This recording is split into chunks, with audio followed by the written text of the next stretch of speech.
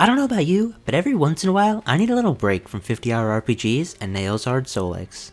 It's not that I don't love them, but reading through hundreds of pages of lore and throwing myself at near impossible obstacles for hour upon hour can for sure be a taxing experience. What I need is a game akin to a summer blockbuster. A fast-paced spectacle or a power fantasy where the heroes defy the odds and take on their comic book-like villains. I want explosions straight out of a Transformers movie, with slow-mo action like in The Matrix. Give me space battles out of Star Wars, and power armor like Iron Man's to boot. If you mix all that together and throw in some corny one-liners, surely it has to be epic, right? Well, lucky for both of us, we're about to find out today. In 2010, Shinji Mikami and Platinum Games, the greatest behind titles such as Bayonetta and Resident Evil, released Vanquished, a third-person action game that sought to revolutionize the shooter genre with cinematic set pieces, fast-paced combat, and an out-of-this-world setting.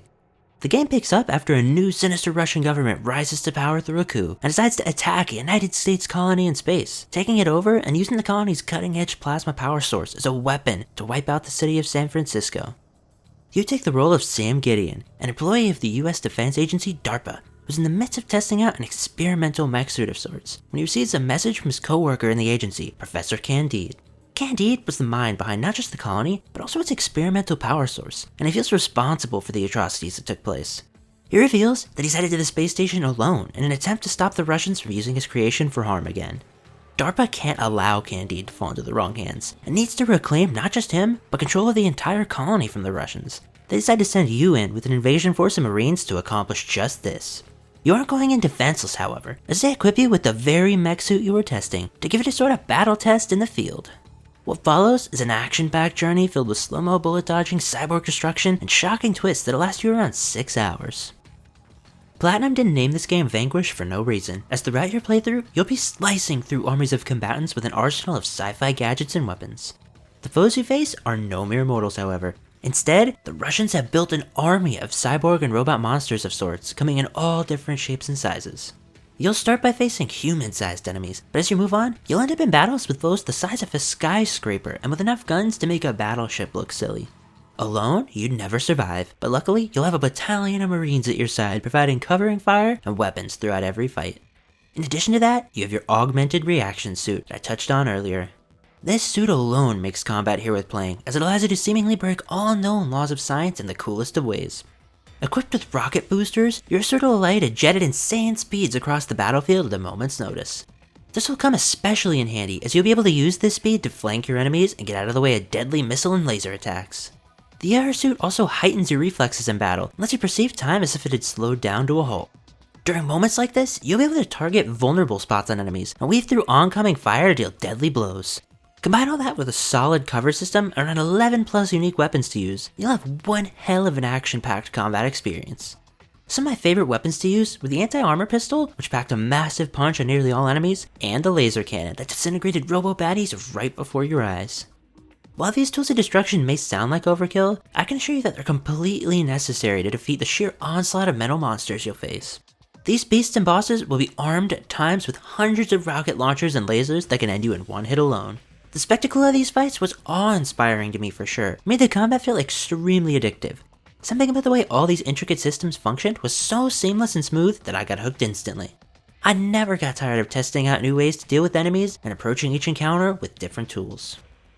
While mostly perfect, I can say however that I did have a few minor gripes at times with some sections. When left in an open arena, face to face with enemies, the combat was a blast. But at times, you're separated from your enemies, and it's here when the game is reduced to a simple cover shooter.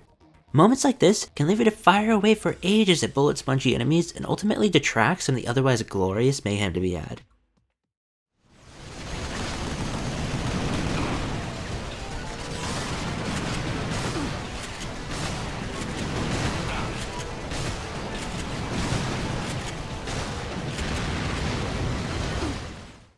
All in all, if that's the worst thing I can come up with about the combat, then clearly the developers did something right here.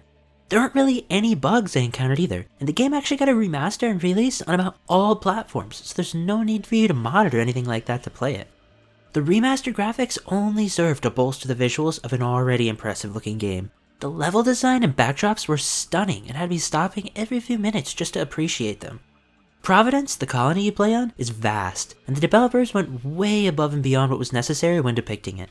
Scenery stretches for miles and miles, comprised of hundreds of buildings and neighborhoods. Each level you encounter changes up the setting too, making sure that your playthrough never gets old. One level, you may be in a pitch black underground tunnel, and the next you'll be wandering through a lush park. And even after that, you may end up in an urban center filled with shops and attractions to look at. All the while, you'll be caught up in massive, fast-paced battles that add new dimensions to these visuals. Enemies will fire barrages of every kind of munition at you in an attempt to put you down. Your reflex ability, however, allows you to slow down not just the enemies, but these projectiles too. You can stop a burst of speeding bullets mere inches from your face and walk around them as if you were the Flash. You can slow time just as an enemy fires a rocket to blow it up in his face. You can even shoot grenades into the air that will cause blazing fireballs or electric EMP waves to shock your robot counterparts. I'm telling you, this will undoubtedly be one of the most fun combat systems you've ever played, and I find myself, even after finishing the game, wanting to go back and play some more. An interesting choice that Platinum Games made was to give you access to basically the entirety of the combat system from the literal first minutes of the game. In addition to this, the story is not what I would describe as particularly in-depth. In fact, I'd explain it like it was the plot of a cheesy 80s action movie with some silly Cold War stereotypes and all. It's almost so goofy at times that I wonder if it's actually a parody of American action flicks in general. Sam will literally stop on numerous occasions to randomly light up cigarettes and crack one-liners, even though he's surrounded by far future-looking space-age tech and in a crazy mech suit.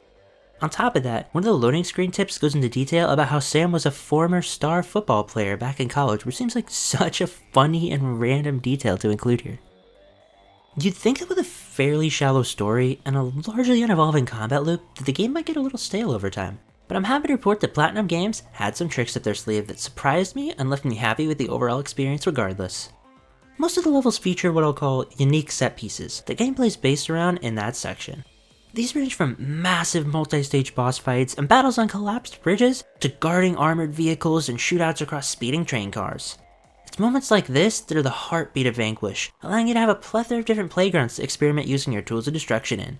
On top of this, Vanquish actually keeps track of nearly every aspect of your playthrough, from time taken to enemies killed and collectibles found. These scores are added up by the end and kept in a ranking system that you can use to compare with other players. This means there's some sort of replayability too if you're into that type of thing. Extra challenge modes get unlocked for a few locations as you beat the campaign levels too. These comprise of 5 or 6 waves of enemies and increasing numbers and threat levels that you have to clear to come out alive on the other end. I found these challenges to be hard as nails. You start with a limited amount of ammo and don't get any more as time passes. To get through these levels unscathed, you'll have to make use of every trick in the book and clever positioning behind what little cover you have. Despite their difficulty, I did find them to be a fun distraction, and thought it was cool that the developers added this completely optional content to the game. Finally, I wanted to touch on the music briefly, as I thought some of the songs were actually really catchy thumpin' sci-fi beats. One of my favorites on the soundtrack would have to be Ground Hill's Peak, which plays in my intro. The soundtrack's like 3 hours long though, so there's a million other bops on there too if you're looking for something similarly awesome. And at that, we draw our glance at this often overlooked classic to a close, and what a refreshing action-packed time it was at that. Platinum Games and Shinji Mikami for sure managed to create a classic that will linger long in the minds of any who play it. And for that reason and a million more, I'm giving Vanquished an 8 out of 10.